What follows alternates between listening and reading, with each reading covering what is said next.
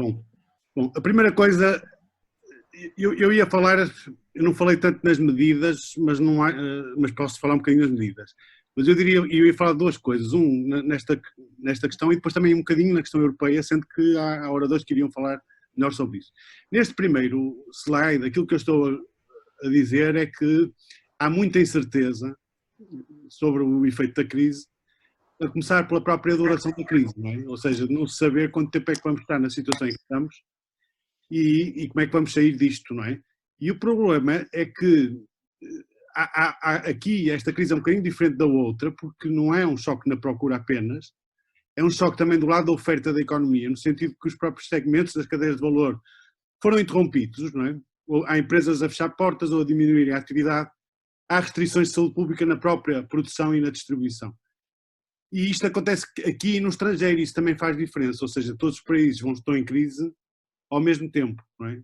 E da parte da procura, há a parte do confinamento forçado, em que todos estamos, o pânico que isto gera, o desemprego, as quebras de rendimento, o aumento da pobreza, e depois vamos ter uma redução do consumo, do investimento e das exportações no país e no estrangeiro.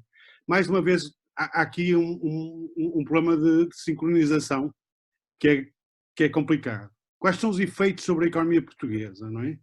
O Banco de Portugal fala numa coisa nunca vista, ou pelo menos nunca vista há muito tempo, não é? Destruição de empregos que pode ser muito cavada, não é? Fala em hecatombe nas exportações e fala no colapso do turismo, são cerca de 12% do PIB, o turismo, as exportações, estamos a falar em 40 e qualquer coisa por cento, portanto não é brinquedo. O estudo recente da Católica fala nos 4 a 20%, lá está, porque não sabe quantos meses é que isto vai durar. E isto, o Francisco Louçã no outro dia falava em 10%, mas o problema depois é que é a questão de, se passado o choque, se a gente recupera rapidamente. Eu penso que não, por uma razão. Em economias como a portuguesa, o ciclo tende a ser extremamente volátil e há impactos do gap do output no próprio potencial da economia. Ou seja, e se isso acontecer, se houver destruição de potencial, e pode acontecer e vai acontecer, a questão é saber em que magnitude, então a recuperação pode ser lenta, ou seja, em vez de ser em V, é aquilo que se diz de ser em L, não é? E portanto podemos passar um tempo nisto, não é? Complicado.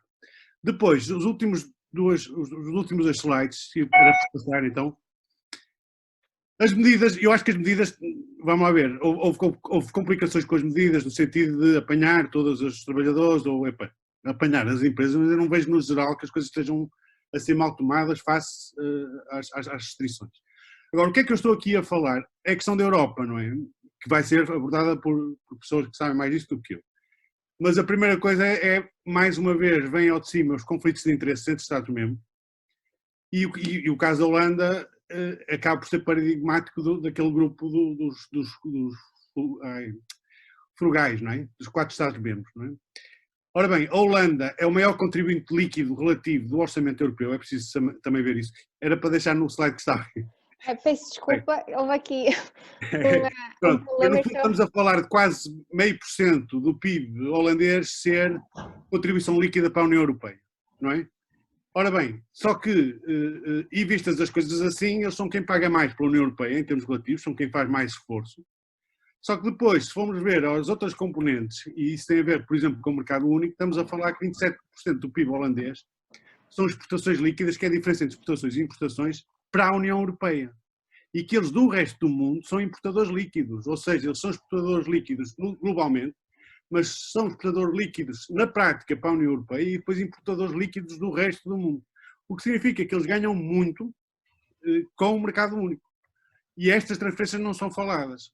Agora o próximo slide, que era o último, é só dizer o quê? Só dizer que acresce a isto que eles são um paraíso fiscal, não são o único na União Europeia, o que significa que, e isso, o que é que isso faz? Faz que, para atraírem as grandes corporações, nomeadamente americanas, aquilo que eles fazem é praticar impostos bastante baixos, o que significa que lhes permitem operar na União Europeia e fugirem de outros Estados-membros que cobrariam impostos mais altos. O que é que isto significa? Que aquilo que eles ganham, estamos a falar de cerca de 2,2 mil milhões de euros, que é mais ou menos o dobro daquilo que eles propõem oferecer como doação, é muito menos do que aquilo que eles retiram de impostos, não é, aos outros Estados-membros da União Europeia, que estamos a falar de 10 mil milhões de dólares, peço desculpa.